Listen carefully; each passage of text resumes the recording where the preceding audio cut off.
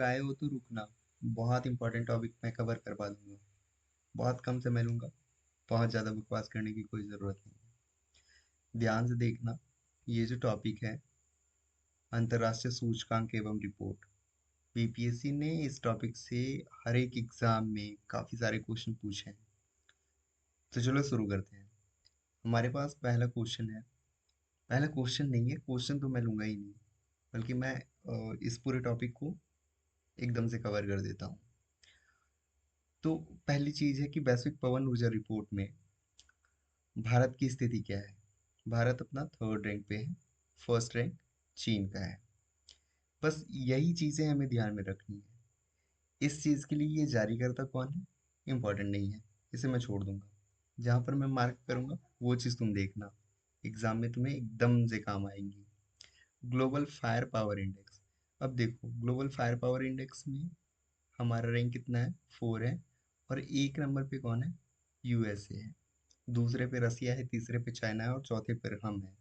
लेकिन एक देखना, इससे रिलेटेड ही एक और रिपोर्ट है, उसमें एशिया फायर पावर इंडेक्स है, उसमें हमारा रैंक 3 है। याद रखना है, ग्लोबल फायर पावर इंडेक्स में हमारा रैंक 4 है, और एशिया फायर पावर इंडेक्स में हमारा रैंक 3 है। अगला देखते हैं, वेल्थ रिपोर्ट, इसमें हमारा रैंक 6 है, नॉट वेरी मच इम्पॉर्टेंट। जलवायु परिवर्तन सूचकांक, प्रदर्शन सूचकांक, ये हमारे लिए इम्पोर्टेंट है। इसको जारी कौन करता है, जर्मन वॉच नाम की एक संस्था है, वो जारी करती है। और जलवायु परिवर्तन में हमारा रैंक कितना है, 10 है। एक नंबर पर कौन आता है, डेनमार्क। ध्यान रहे, ये डेनमार्क भी एक नंबर पर नहीं है। पहला जो 3 रैंक है वो तो खाली ही है, लेकिन टॉप पर जो कंट्री आती है, चौथा पोजीशन है डेनमार्क। यहीं पर आपको फंसाया जा सकता है कि जलवायु परिवर्तन सूचकांक में पहले नंबर पर कौन है। तो पहला 3 तो रैंक खाली ही है, 1 2 3। चौथे पर डेनमार्क आता है और हमारा पोजीशन 10 है। एक और अगला है कि वैश्विक आतंकवाद सूचकांक में है, ये वाला तो बहुत मजा आता है देखने में। नहीं, पाकिस्तान सबसे ज्यादा आतंकवाद से पीड़ित भी है और सबसे ज्यादा तबाह भी करके रखा हुआ है। उसमें हमारा जो रैंक है वो 13वां रैंक है। ये बहुत इंपॉर्टेंट है हमारे लिए। नेक्स्ट, जलवायु जोखिम सूचकांक।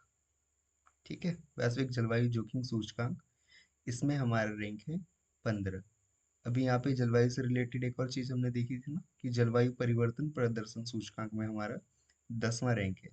देखो, वर्ड में ऐसे ही कंफ्यूजन मिलता है एग्जाम में। जलवायु प्रदर्शन में, ठीक है, जलवायु प्रदर्शन में हम 10 नंबर पर हैं, लेकिन जलवायु जोखिम की जब बात आएगी तो उसमें हम 15वें नंबर पर हैं। फिर जलवायु से रिलेटेड एक और बात है कि जलवायु परिवर्तन प्रदर्शन सूचकांक। अच्छा, अभी हमने देखा था 2025 का, अभी हमारे पास जो इंडेक्स है वो 2026 का है। और इसमें हमारा रैंक कितना है, 23 रैंक है। और इसमें भी डेनमार्क चौथी प्लेस पर है। तो यहाँ से हमने क्या सीखा कि हमारा रैंक क्या हुआ है, बढ़ा है या घटा है।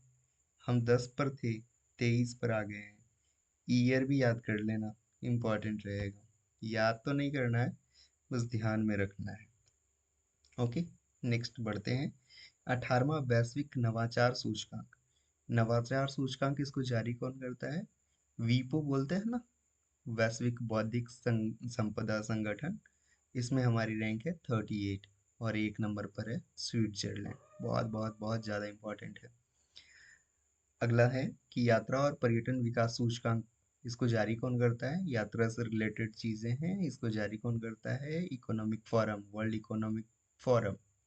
और यात्रा और पर्यटन के सूचकांक में हम 39 नंबर पर अपना स्थान रखते हैं, एक पर अमेरिका है।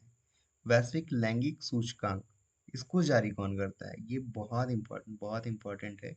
सॉरी, लैंगिक मैंने बोल दिया, लोकतांत्रिक सूचकांक। तो ये जारी करने वाली संस्था कौन है, इकोनॉमिक इंटेलिजेंस यूनिट। यहाँ पर आपको इससे रिलेटेड चीज़ों में उलझाया जा सकता है, लेकिन आपको ध्यान रखना है कि इकोनॉमिक इंटेलिजेंस यूनिट नाम की जो संस्था है वो लोकतंत्र सूचकांक जारी करती है। एक पर है नॉर्वे और हमारा है 41 नंबर पर हमारी रैंकिंग है। अगला क्वेश्चन है कि अंतर्राष्ट्रीय बौद्धिक संपदा सूचकांक। ये बौद्धिक संपदा क्या होता है, कुछ याद आ रहा है क्या, कॉपीराइट वगैरह से रिलेटेड।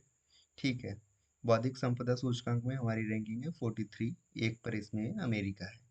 वैश्विक नेटवर्क तत्परता सूचकांक 2025 का ये इंडेक्स है, इसमें हमारी रैंकिंग है 45। इंपॉर्टेंट है, जरा देख लेना, बहुत ज़्यादा नहीं है लेकिन हाँ है, less important but still important. वैश्विक ऊर्जा संक्रमण सूचकांक, इसको वर्ल्ड इकोनॉमिक फोरम, इसके साथ और कौन मिलता है, फोस्टरिंग इफेक्टिव एनर्जी ट्रांजिशन। अब एनर्जी से रिलेटेड चीज़ है तो एनर्जी एनर्जी कीवर्ड ऐसे भी मैच कर रहा है। तो ऊर्जा संक्रमण सूचकांक में हमारी रैंकिंग है 71 और एक पर आता है स्वीडन। अब देखो स्वीडन, डेनमार्क, फिनलैंड, ये सब जो कंट्री हैं, ये सब कंट्री और भी ज़्यादा इंपॉर्टेंट है। इसमें आप कंफ्यूज करोगे, किसी किसी इंडेक्स में आप देखो कि स्वीडन टॉप पर है, किसी में फिनलैंड टॉप पर है, किसी में डेनमार्क टॉप पर है ना। जैसे यहाँ पे देखो रूल ऑफ लॉ में यहाँ पर डेनमार्क टॉप पे है। एआई तत्परता सूचकांक, इसको कौन जारी करता है, अंतर्राष्ट्रीय मुद्रा कोष आईएमएफ जिसको बोलते हैं। 72nd पोजीशन है हमारा, टॉप पर सिंगापुर है। देखो ऐसे छोटे छोटे देश जो टॉप पर हैं, ये भी हमारे लिए बहुत इंपॉर्टेंट। अभी हेनले पासपोर्ट इंडेक्स आया है, इसका Q2 आया है ना, 2026 का। इसको जारी कौन करता है, तो अंतर्राष्ट्रीय वायु परिवहन प्राधिकरण जारी करती है। 75th रैंक है हमारा, टॉप पर है सिंगापुर पासपोर्ट इंडेक्स में। आगे देखते हैं, सतत विकास रिपोर्ट, सस्टेनेबल डेवलपमेंट रिपोर्ट जिसको कहते हैं, इसमें हम पहली बार अंडर 100 आए हैं। टॉप पर कौन है, फिनलैंड टॉप पर है। फिनलैंड कुछ याद आ रहा है, हैप्पीनेस इंडेक्स वगैरह में भी फिनलैंड है ना। ग्लोबल हंगर इंडेक्स देखते हैं, इसको जारी कौन करता है, वेल्थ हंगर हिल्फ नाम की एक संस्था है। और भूखमरी हमारे यहाँ देख लो, 102 नंबर पर हम हैं।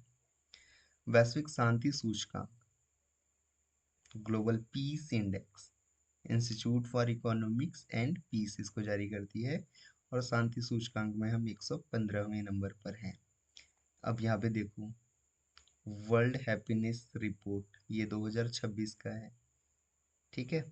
और ये शांति वाला 2025 का इंडेक्स है, उसमें हम 115 नंबर पर हैं। और हैप्पीनेस रिपोर्ट इंडेक्स जो है, खुशहाली सूचकांक जिसको बोलते हैं, खुशहाली रिपोर्ट, इसको सस्टेनेबल डेवलपमेंट समाधान रिपोर्ट नेटवर्क ऐसे करके एक संस्था है, सतत विकास समाधान नेटवर्क। इसमें खुशहाली में हम हैं 116 पर, और शांति में है 115 पर। इसमें देखो फिनलैंड टॉप पर है, अभी रिसेंट में जो एग्जाम हुए थे उसमें ये सवाल पूछा भी गया था।